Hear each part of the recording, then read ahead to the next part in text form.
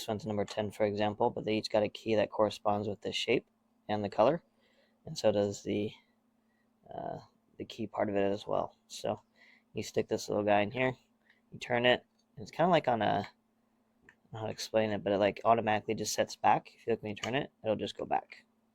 So you open it to open it, and then it'll just go back by itself.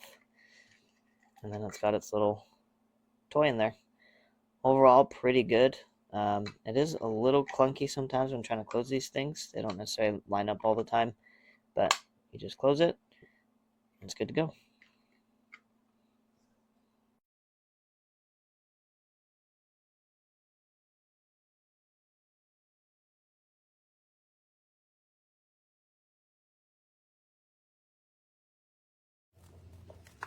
There it's not. Again, down. Can you turn it? There you go.